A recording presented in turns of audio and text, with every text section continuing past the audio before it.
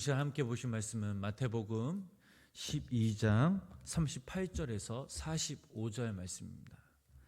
마태복음 12장 38절부터 45절까지의 말씀을 우리 다 같이 한 목소리로 합독하시겠습니다. 그때에 서기관과 바리새인들이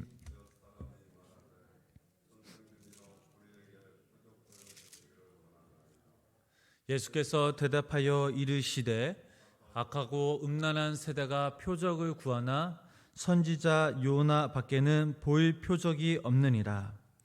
요나가 밤낮 사흘 동안 큰 물고기 뱃속에 있었던과 같이 인자도 밤낮 사흘 동안 땅 속에 있으리라. 심판 때에 니느웨 사람들이 일어나 이 세대 사람을 정죄하리니 이는 그들의 요나의 전도를 듣고 회개하였음이 거니와 요나보다 더 큰 이가 여기 있으며 심판 때에 남방 여왕이 일어나 이 세대 사람을 정죄하리니 이는 그가 솔로몬의 지혜로운 말을 들으려고 땅끝에서 왔음이거니와 솔로몬보다 더 큰 이가 여기 있느니라. 더러운 귀신이 사람에게서 나갔을 때에 물 없는 곳으로 다니며 쉬기를 구하되 쉴 곳을 얻지 못하고 이에 이르되 내가 나온 내 집으로 돌아가리라 하고 와보니 그 집이 비고 청소되고 수리되었거늘 이에 가서 저보다 더 악한 귀신 7을 데리고 들어가서 관이 그 사람의 나중 형편이 전보다 더욱 심하게 되느니라. 이 악한 세대가 또한 이렇게 되리라. 아멘. 오늘도 귀한 이 새벽에 주님의 전에 모인 우리 성도님들에게 하나님의 크신 은혜와 우리 사랑이 우리 성도님들에게 함께 하시길 주님의 이름으로 간절히 축원합니다. 사람의 마음은 누구나 다 똑같습니다.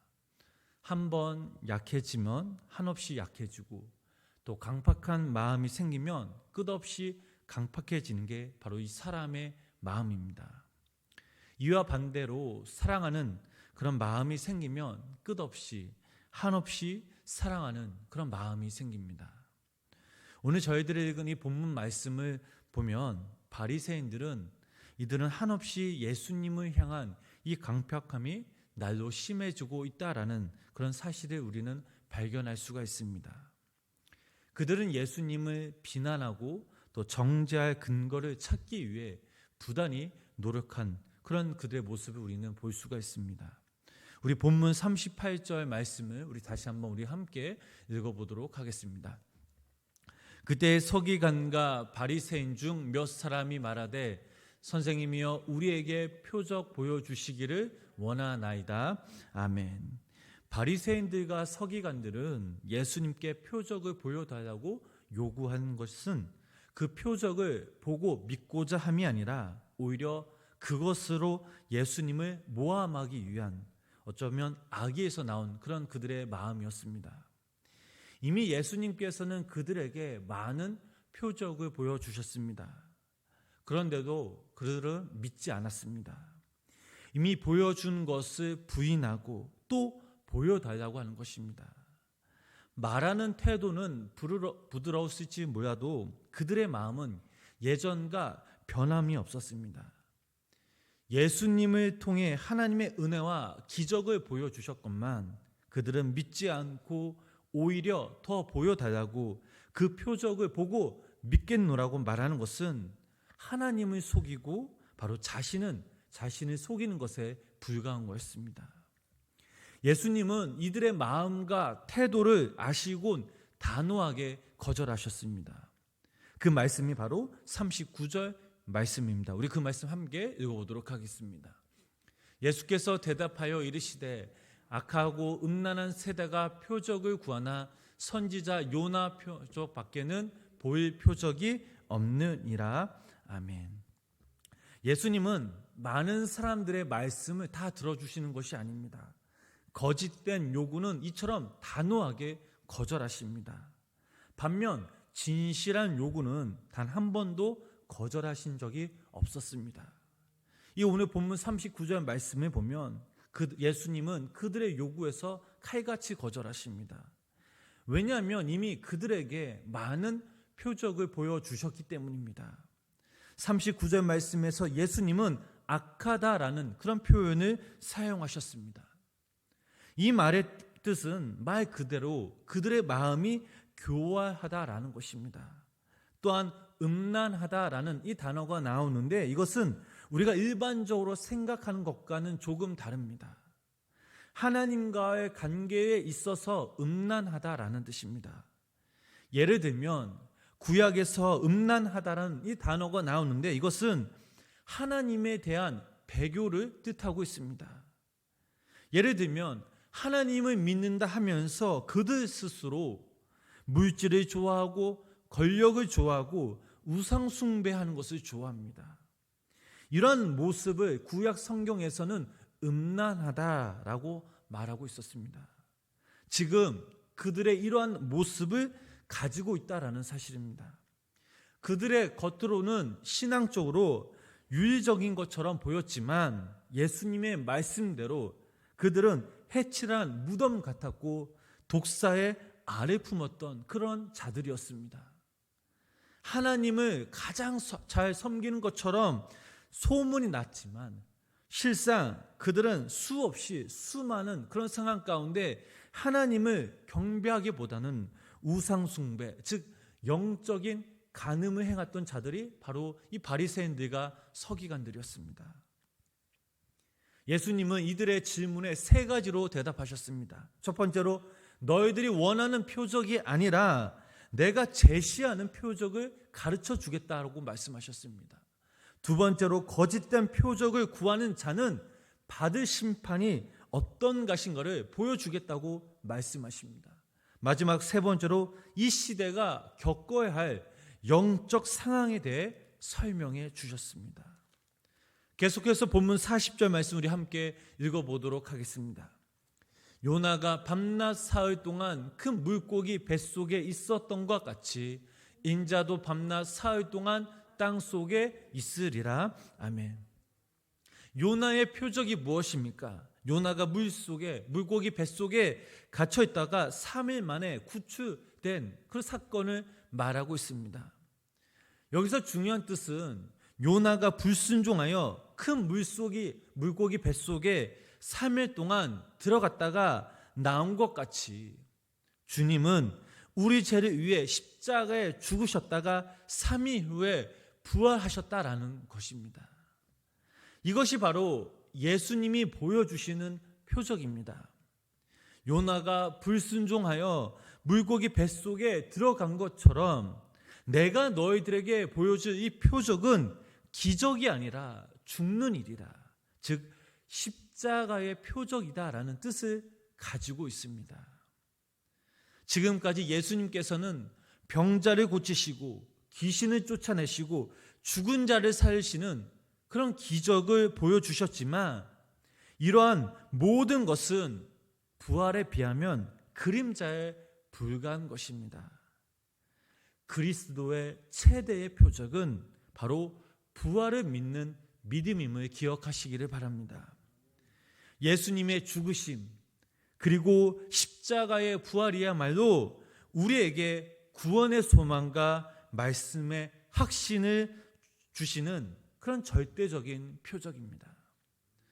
주님은 십자가에 달려 돌아가신 후 베드로와 그 밖의 제자들이 낙심하여 절망한 그 상황 가운데 고향으로 돌아갔을 때 부활의 몸으로 그들을 찾아가셔서 그들에게 소망과 믿음을 주셨습니다. 우리들도 마찬가지입니다. 우리가 신앙생활하면서 이 부활의 확신, 부활의 믿음을 통해서 우리가 예수님 안에 날마다 가며 우리들 또한 이 땅에서 최후 승리를 얻게 됨을 믿으시기를 바랍니다. 계속해서 본문 41절 말씀 우리 함께 읽어보도록 하겠습니다. 심판 때에 니느웨 사람들이 일어나 이 세대 사람을 정죄하더니 이는 그들이 요나의 전도를 듣고 회개하였음이거니와 요나보다 더 큰 이가 여기 있으며 아멘. 참된 표적을 찾지 못하는 사람들이 받을 심판에 대해 주님은 41절 말씀을 통해 말씀하고 계십니다. 즉 마지막 때에 니느웨 사람들이 유대인들을 정죄할 것이라고 했습니다. 여러분, 요나는 이스라엘의 원수국이요 이방 국가인 그 아수르에 파송된 첫 이방 선교사였습니다. 그러나 그의 가정을 보면 그가 자원해서 주님의 일을 감당했던 것이 아닙니다. 이방 세계에 하나님의 복음을 전하기 싫어 다시스의 배를 타고 도망갔던 그런 자였습니다. 그리고 물고기 뱃속에 들어갔다 나왔는데 이건 어찌 보면 하나님의 징계였습니다. 그는 회개함으로 죽음에서 다시 구원받은 자입니다. 요나는 이방 세계에 들어가 하나님의 말씀을 전하였습니다. 그의 설교를 들은 많은 사람들, 왕에서부터 백성에 이르기까지 모든 사람들이 금식하고 회개하였습니다. 그런데 요나보다 더 크신 예수님의 선택받은 이 이스라엘 백성들에게 직접 이 땅에 오시어 복음과 구원을 선포하셨음에도 불구하고 그들은 믿지 않았던 것입니다. 계속해서 본문 42절 말씀을 함께 읽어보도록 하겠습니다. 심판 때에 남방 여왕이 일어나 이 세대의 사람을 정죄하리니 이는 그가 솔로몬의 지혜로운 말을 들으려고 땅끝에서 왔음이거니와 솔로몬보다 더 큰 이가 여기 있느니라. 아멘. 여기서 남방 여왕은 당시 애굽과 에디오피아 여왕인 시바 여왕을 말하고 있습니다. 솔로몬은 어떤 왕이었습니까? 하나님으로부터 지혜를 받은 왕이었습니다. 시바 여왕은 솔로몬의 지혜에 관한 그 소문을 듣고 땅끝까지 찾아와 솔로몬에게 지혜를 얻으려고 했었습니다. 그런데 지금 솔로몬 왕과는 비교할 수 없는 하나님의 아들 예수 그리스도께서 이 땅에 오시어 친히 말씀을 전하는 대로 듣지 않는다면 심판 때에 이 여왕이 와서 정죄할 것이라는 그 말씀이 바로 본문 42절 말씀입니다. 하나님의 말씀에 귀 기울이지 않는 악하고 음란한 세대는 정죄를 받게 되는데 이 말씀은 당시 그들을 위한 말씀이기도 하지만 오늘날 이 땅에 살아가고 있는 우리들에게 동일하게 적용되는 그런 말씀이기도 합니다. 우리의 삶을 보면 어떻습니까? 모든 것이 편해지고 넉넉해졌습니다. 오늘날 TV만 틀어도 수많은 그런 목사님들의 설교가 나오고 찬양이 흘러 넘칩니다. 그렇다고 해서 우리가 영적으로 신앙적으로 성숙되어 있느냐? 아닙니다. 어찌 보면 우리의 신앙은 아직도 갈 길이 멀었습니다. 100년 전 이 땅의 모든 그런 우리 신앙의 조상들의 믿음을 보면 그들의 신앙은 감히 우리와 신앙은 비교할 수가 없습니다. 그들은 자신들의 생명을 건 신앙, 즉 믿음이었습니다. 그렇다면 오늘날 이 땅에 살아가고 있는 우리들은 어떠한 믿음을 가지고 있으며 우리가 하나님 앞에 어떠한 믿음을 보여주고 있습니까? 여러분, 이 말씀 앞에 여러분들 자신을 한번 되새겨 보시기를 바랍니다. 마지막으로 본문 43절부터 45절까지 말씀을 다시 한번 우리 함께 읽어보도록 하겠습니다. 더러운 귀신이 사람에게서 나갔을 때에 물 없는 곳으로 다니며 쉬기를 구하되 쉴 곳을 얻지 못하고 이에 이르되 내가 나온 내 집으로 돌아가리라 하고 와보니 그 집이 비고 청소되고 수리되었거늘 이에 가서 저보다 더 악한 귀신 7을 데리고 들어가서 가니 그 사람의 나중 형편이 전보다 더욱 심하게 되느니라. 이 악한 세대가 또한 이렇게 되리라. 아멘. 이 말씀에선 귀신들은 어떤 사람을 비유하여 이스라엘 종교 지도자들에게 교훈하신 그런 주님의 말씀입니다. 우선 43절 말씀을 보면 더러운 귀신이 나옵니다. 헬라어 원문에서 이 단어의 뜻을 보면 불길한 영이라는 그런 뜻을 가지고 있습니다. 성령님이 거룩한 영임에 반해 귀신들은 더럽고 불결한 영이라는 겁니다. 그래서 그들은 죄와 불의와 불신앙을 지닌 그런 마음을 거쳐 삼기를 좋아했던 그런 자들이었습니다. 중요한 것은 우리의 심령 가운데 우리의 속사람이 깨끗해지면 귀신이 있으라고 해도 못 견디며 오히려 달아나는 그런 경우를 우리는 볼 수 있습니다. 또한 귀신이 나갔다고 해서 이게 끝이 아닙니다. 언제 어디서나 다시 우리들에게 올 수 있는 자들이 바로 이 악한 영들입니다.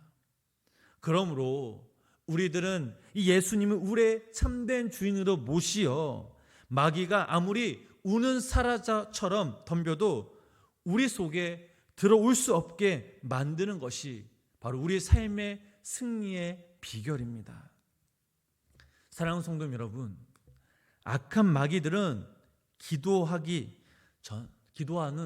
그런 영혼들에게 들어가는 것을, 기도하지 않는 영혼들에게 들어가는 것을 너무나 좋아합니다.